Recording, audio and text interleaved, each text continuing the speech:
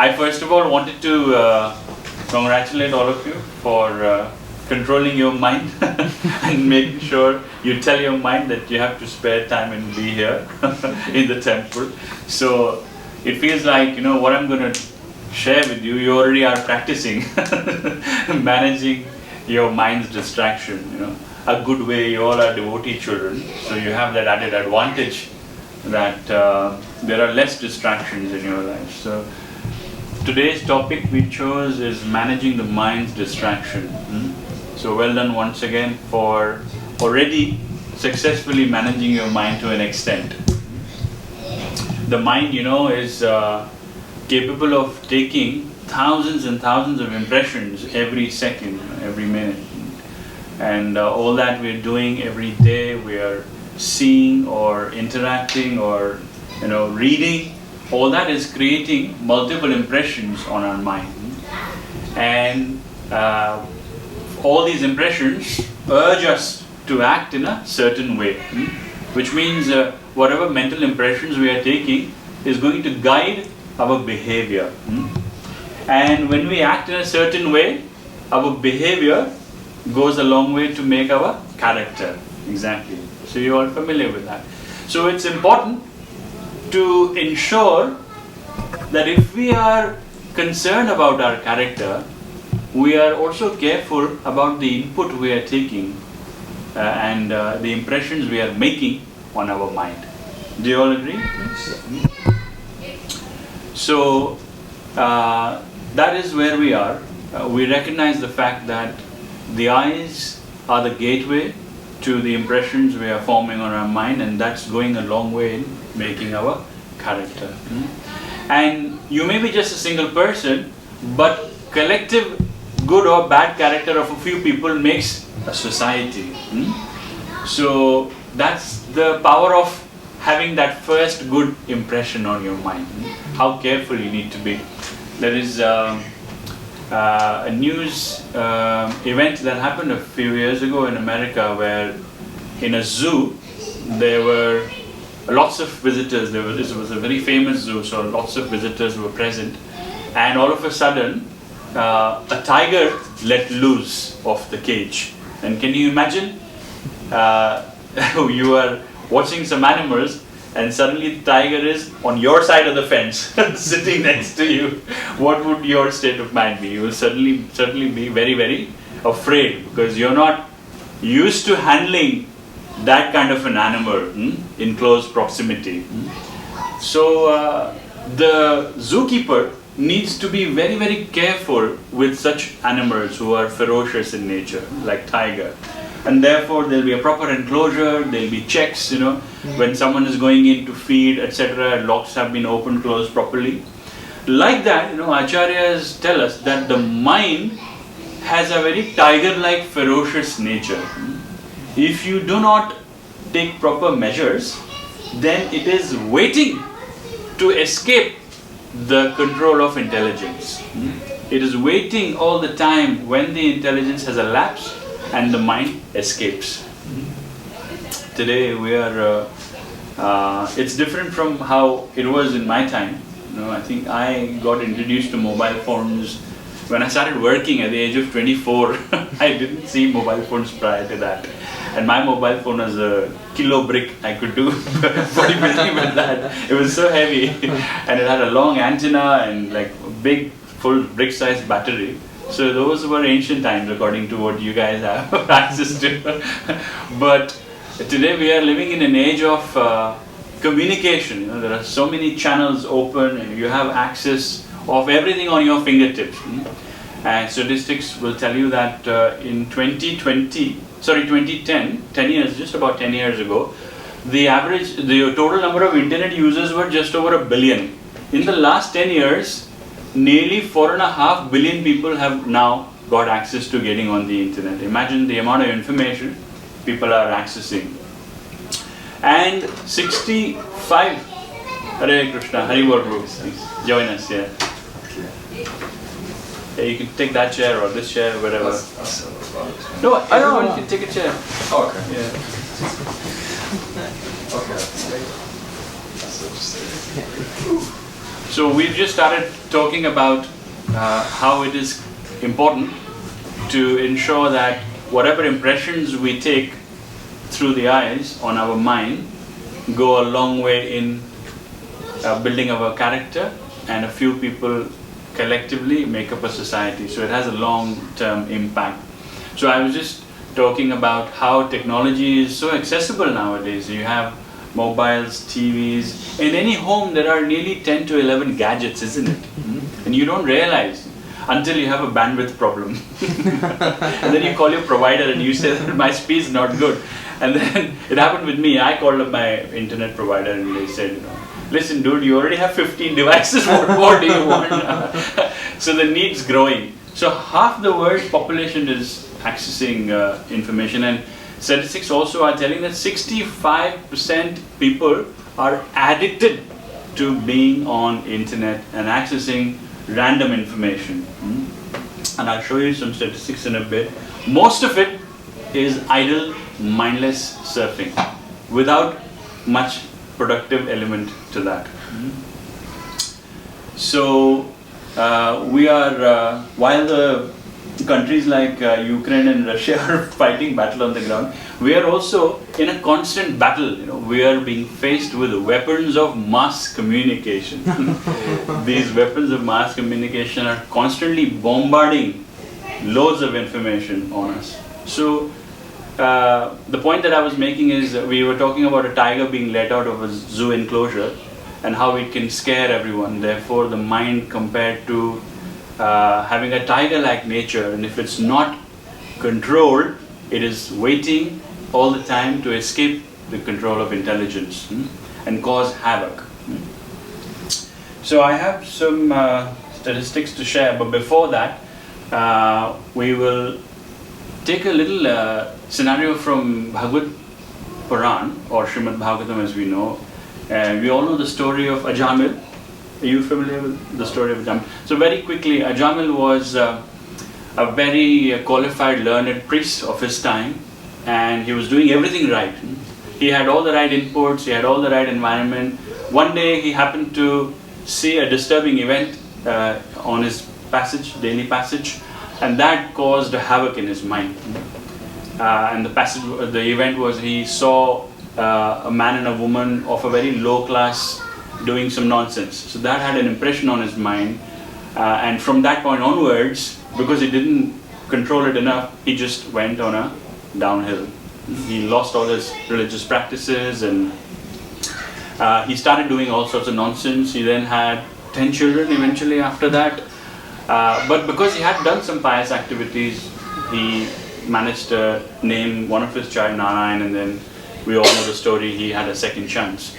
But the point that I'm trying to make is that no matter how qualified you are, no matter what your educational inputs are, or cultural inputs are, or society inputs are, the mind is capable of escaping the control of intelligence at any time, which means we have to constantly be on a watch. You cannot let it loose ever. And talking about the use of internet, we all know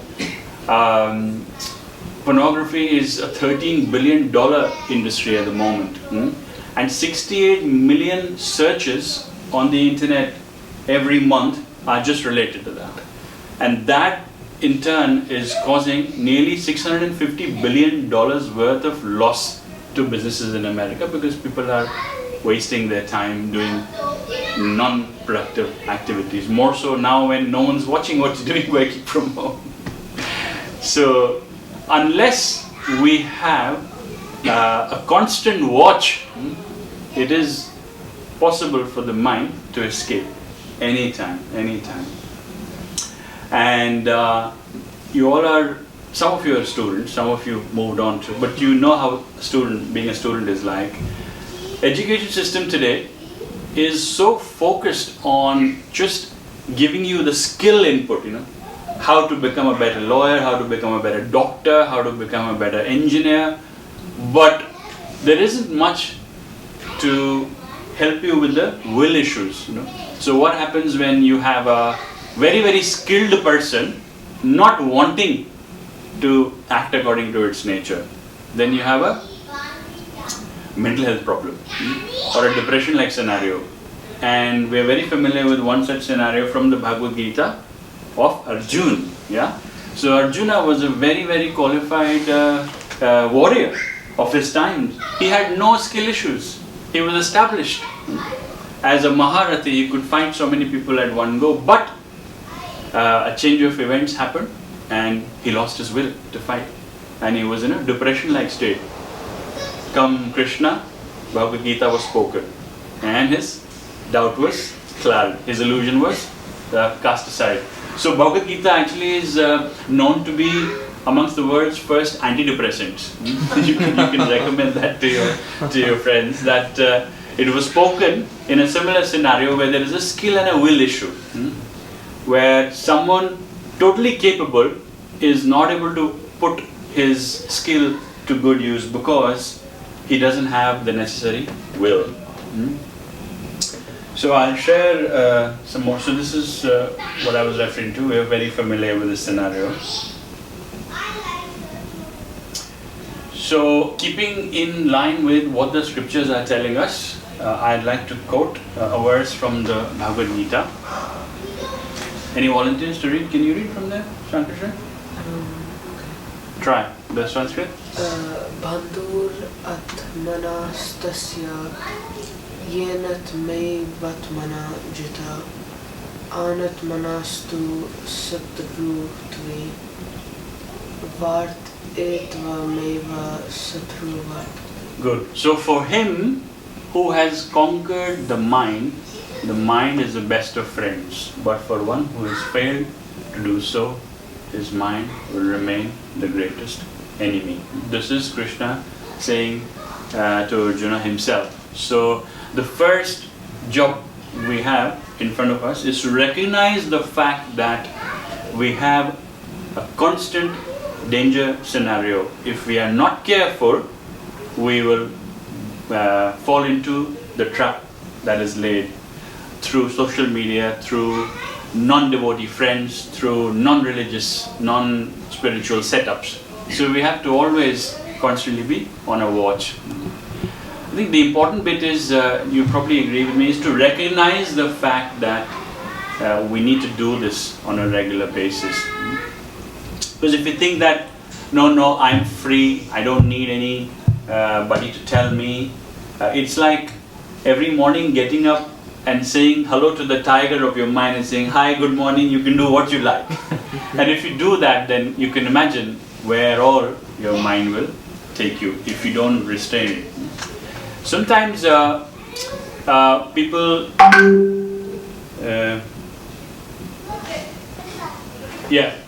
sometimes people consider the regulation to be a restriction.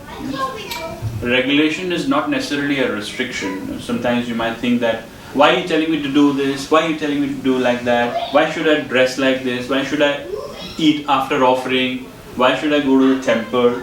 These sometimes appear like restrictions, isn't it, Sankarshan? How many times did your daddy force you to learn how to play mridanga? Do you remember? Now you're an expert. Now you can do it. But sometimes it feels like you're being pushed, you're being forced to do it.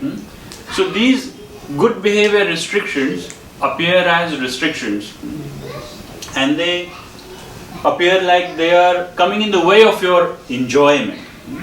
But I'll give you an analogy. For example, there is a driver on the road. And he's in his vehicle and he's driving on a straight road. So if he's driving on a straight road, the expectation is that he will follow the rules of the road. He will be mindful of other drivers. He will see the signal and act accordingly.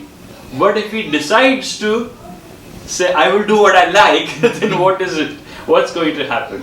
It will create problem for him as well as for the others, isn't it?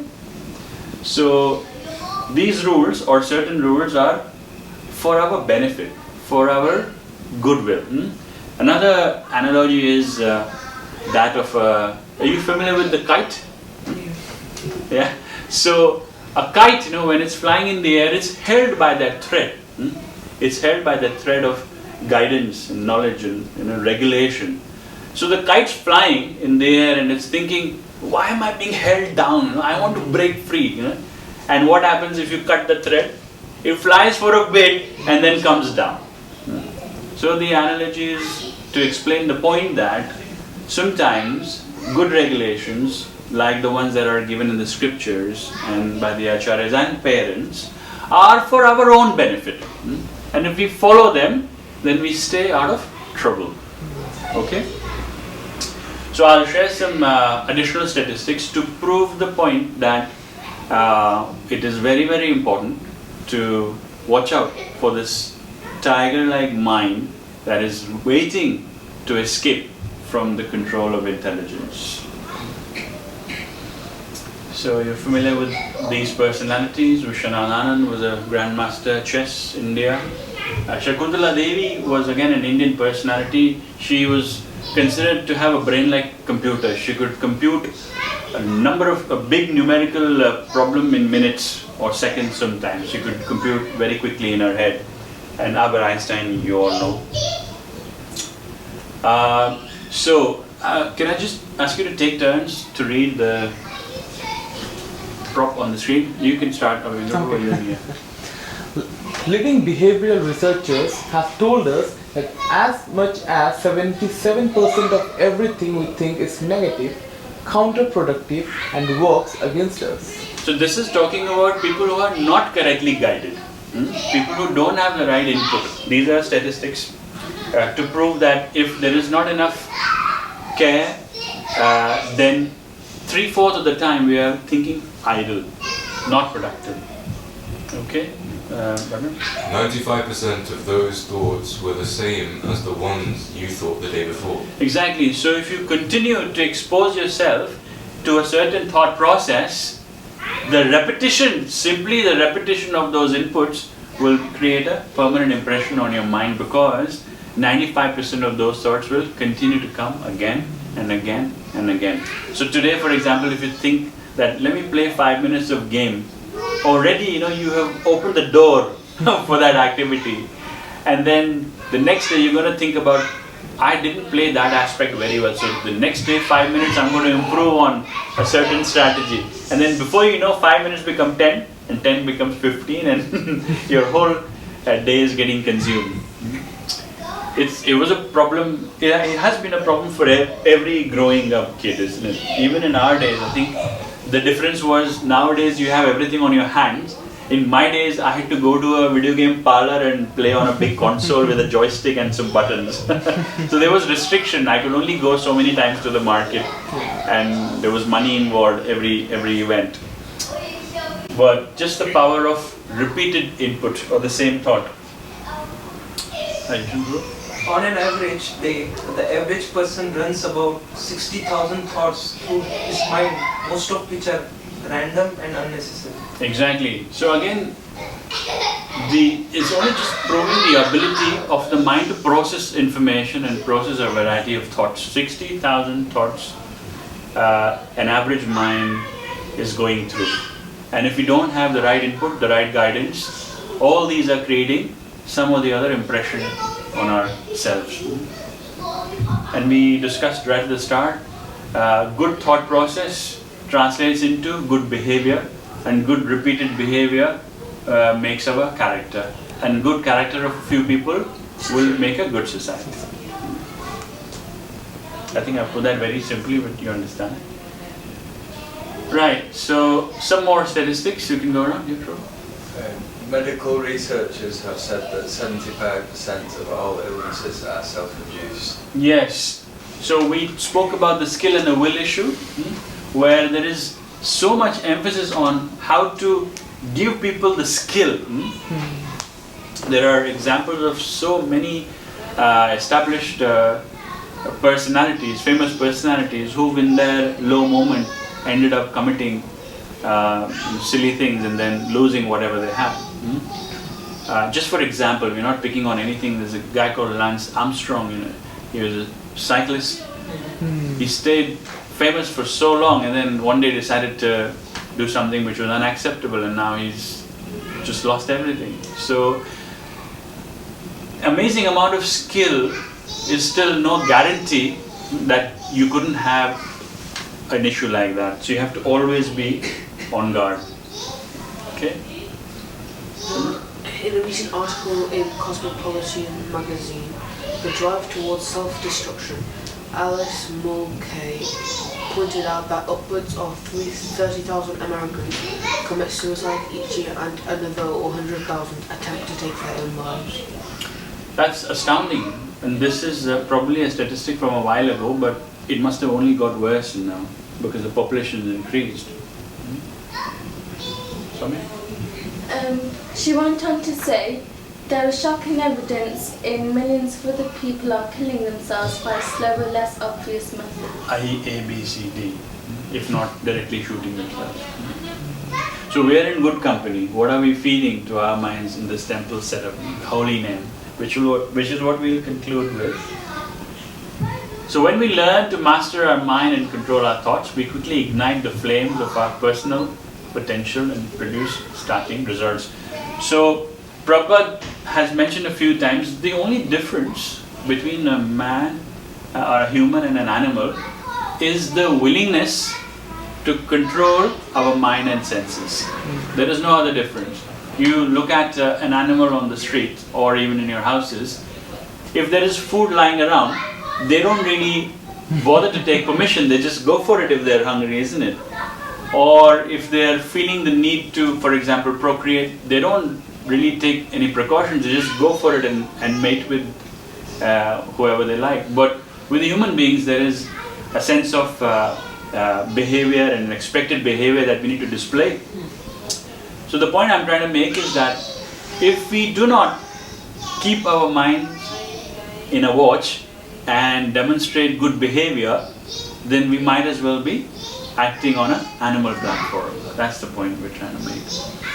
So there is a beautiful verse from the Bhagavad-Gita. Any volunteer? You can have a go. Can you read from there, the English? Yeah.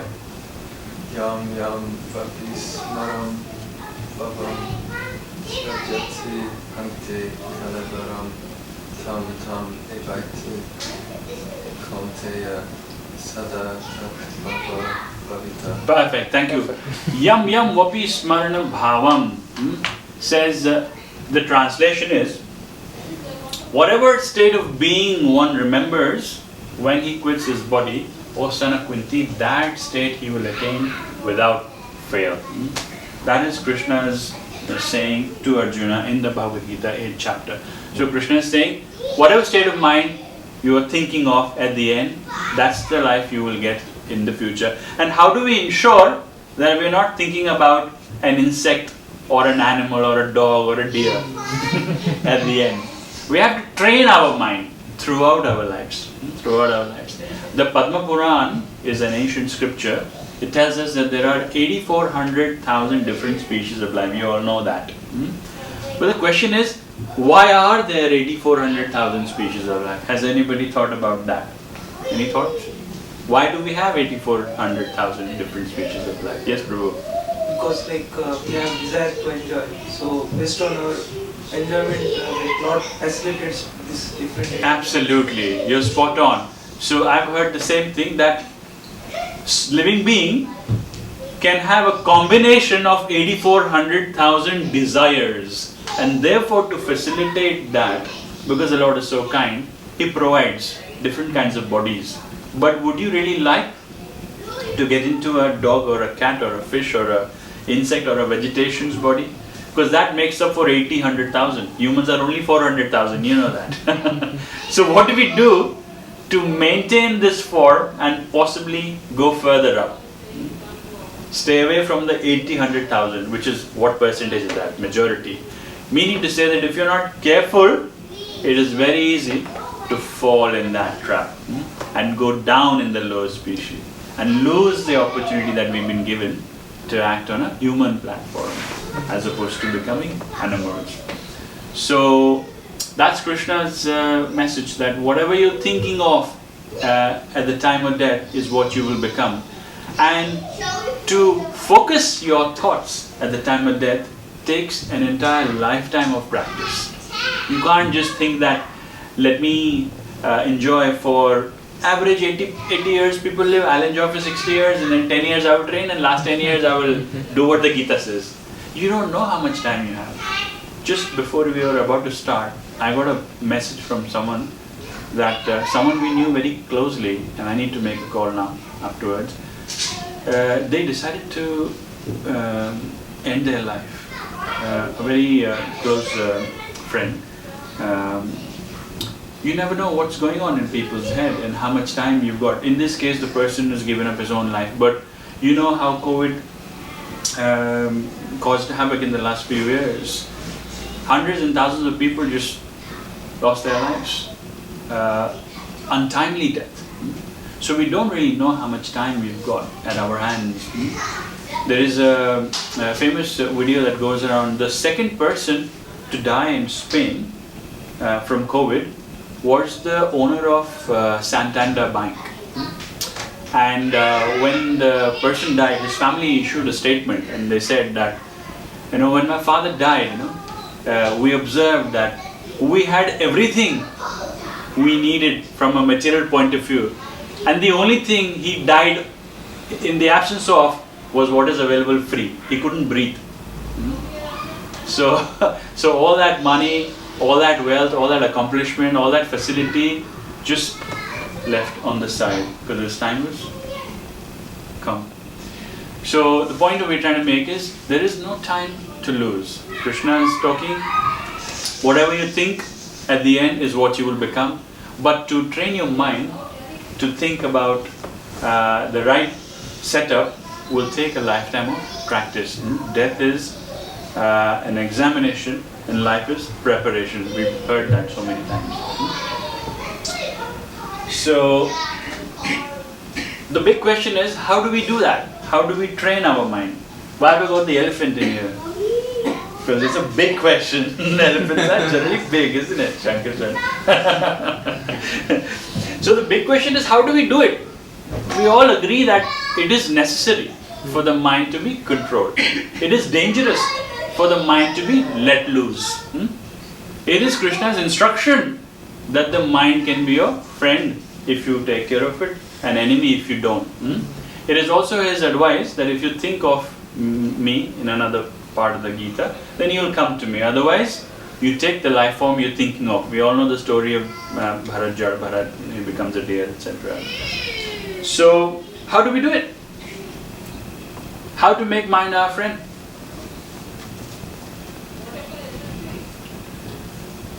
Who can help me in repairing the machine? So the question is, if we want to make the mind our friend, we need to ask the right questions. Where can I get help? So the analogy is, if something goes wrong with a device, who do you approach? You approach the company that's manufactured it, or the certified engineers. So in our case, who's the manufacturer of our mind? It's part of our subtle body. Who's created it? Krishna. So Krishna is the creator. So what is the question? How do we control our mind? We need to know who is there to help. The general answer is manufacturer of a device. Our body is a physical instrument also. It's a great machine. And the creator is Krishna. So we approach Krishna to take help. Can we approach Krishna directly?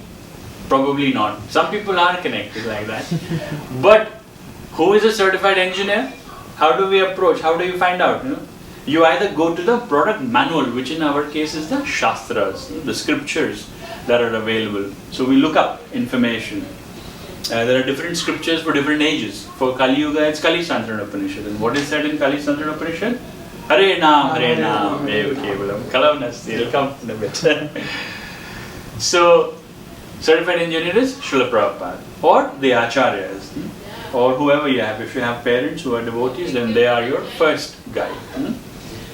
And likewise, they have given us the manual, which is Bhagavad-Gita. We all know this. We're just reiterating the same information. And you have the product manual. You know that certified engineer is available, but how do you approach them? By establishing a connection, making a phone call. And how do we know this mind?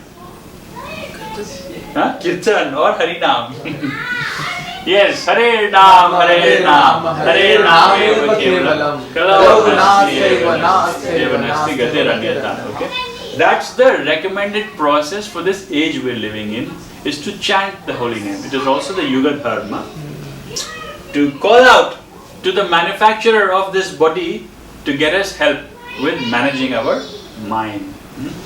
Hare Krishna, Hare Krishna, Krishna Krishna, Hare Hare, Hare Ram, Ram Ram, Hare Hare. So we're not finished just yet.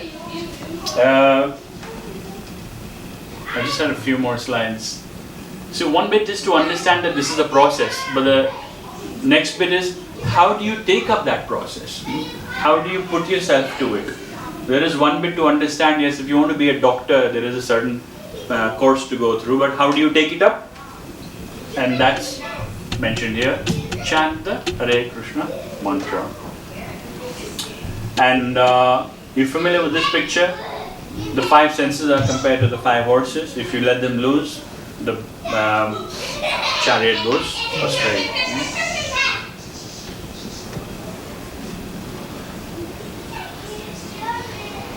Okay, so one more verse I've got to share with you is this one. In volunteers, Pankaj, can you read the English? The wounded soul may be restricted from sense enjoyment, though the taste of the sense objects remains. But seizing such engagements by experiencing higher taste, he is fixed in consciousness. Yes, so the point here in this verse is how do we get the mind to engage in good activities? How do you give him proper training? And the solution here is give it a higher taste. For example, if you want your child to stop eating crisps, you're going to give him an alternate. Give him a different taste. Likewise, if you want to control your senses, you don't just stop the functioning. You give it another activity. And that is the Harinam.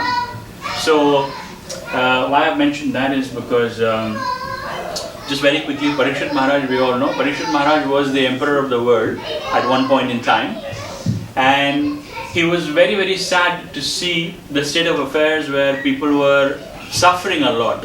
So he went to his spiritual master, Sukadeva Goswami, and he asked, how can I do something to help these people? How can these people be at ease? So Sukadeva Goswami said, there are 3 options. The first option is do karma kand. Karma kand means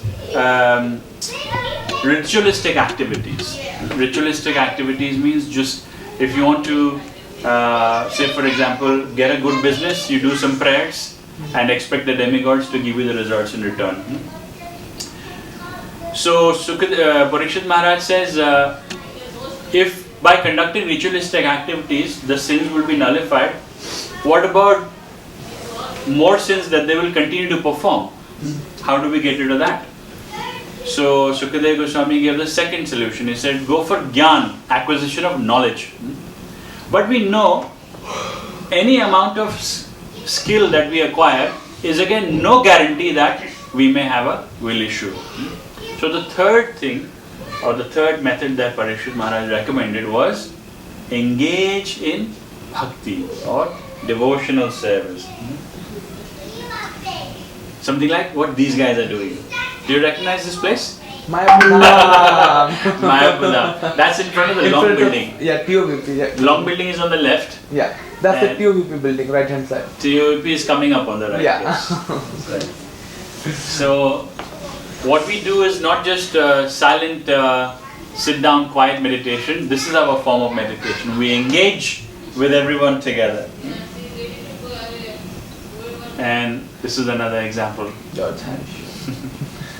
Okay, so to summarize the whole thing, we recognize the fact that minds can be our friend, can be our enemy. Very important to recognize the fact that if we don't control it, then it has a tiger-like ferocious nature to bring our downfall. Then we shared some statistics as to how we are constantly under attack from various weapons of mass comm at the moment, which is why we have to constantly be under a watch. We cannot have any moment where we are not on guard. Then Krishna's instructions saying, if you don't be careful, then whatever you're thinking of is what you will become. And we're suggesting that to get to that ideal state, you have to have a lifetime of practice. And the last bit was, how do you control your mind? You give it a higher taste. You give it another positive activity to engage in. And that activity is Harinam, or chanting the holy names of the Lord, which is the recommended process for this age. Okay. I think that's everything. Just one last bit that I thought I'd share with you was, any amount of skill is not good enough unless you have the right will management training or mind management training. Yoga today is very, very popular, but most of the yogic sessions are all about developing the physical ability, asana only. But anybody who knows the Ashtanga yoga process understands that it starts with yama niyama, then asana comes. So if the asana is being done without the yama and the niyama, then it wouldn't give you the desired result. So controlling the mind, yama niyama means controlling the mind, having a certain set of rules and regulation. We use the example of a driver on the car and a kite flying, how it's benefit. And then you get to the asana, then pranayam, then pratyahar, dharana, dharana, then sadhana. That's the process. You can't just jump into the asana bit and hope to derive benefit of this process. So that kind of brings us to the end. Just a few more slides. That's all I'll share. Yeah. Krishna is the engineer of the body. We need to approach him by the medium of certified technicians like Prabhupada. And the manual is Bhagavad-Gita and the other scriptures, which are giving all this information very, very clearly. Okay, so is that a good time to close? Yeah. Okay. Thank you very much. I know much of it was something that you already knew, but I thought it was good to just go through the whole thing again and bring home the point one more time, that it is very, very important to look after our mind. There's no need to beat it. Sometimes people are very heavy on themselves for no reason, and then they take to very unsavory means. You can gently nurture it by having some nice practices, which we all have in the devotee families. Best is to have a little deity in the house, care for the deity like Balaram you do, and you have as well, Sonia. And give it positive engagement. That's the bottom line. Give your mind positive engagement to ensure that it stays away from trouble. Okay, thank you very much. Hare Krishna. So, any questions, comments?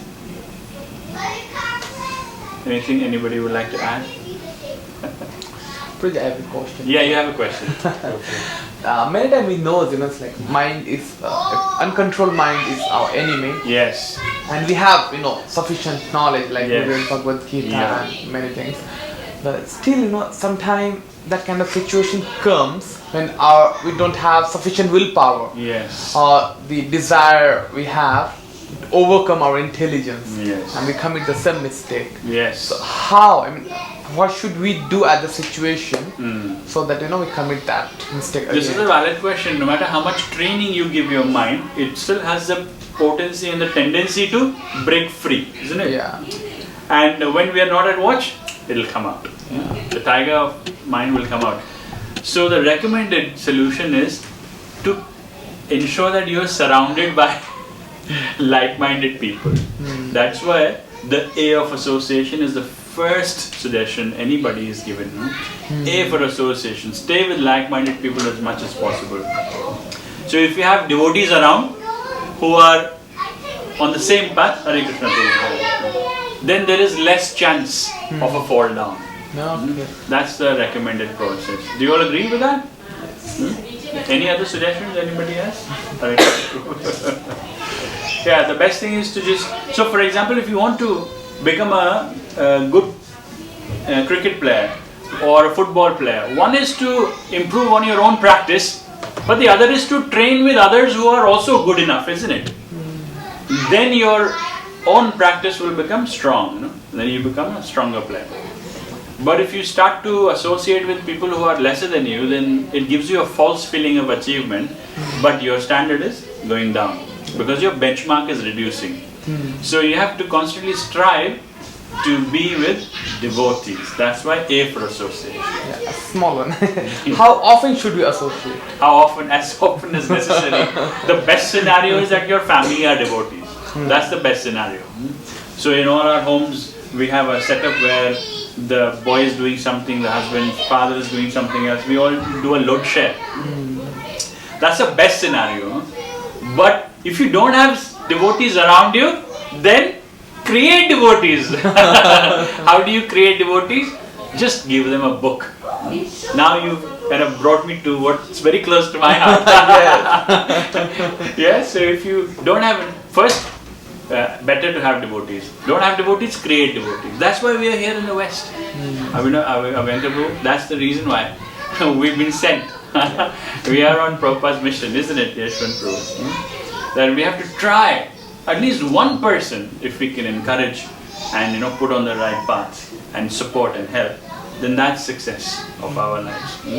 And we have example of Srila Prabhupada who is continuing to impact so many souls even after he's left his body. So that's the short answer to your question. Anybody else? Any other comments? Shall we close? Yeah. Okay. Thank you very much. Hare Krishna. So we'd like to thank His Grace Madhava Kumar Prabhuji for giving such a wonderful session. And it was really, it's like so many analyses and so many data were there to validate his points, and it was really very interesting. It was a really interesting class. We'd like to thank His Grace Madhava Kumar Prabhu by 3 times loudly chanting Hari Bol! Hari Bol! Hari Bol! Hare Krishna. Thank you very much.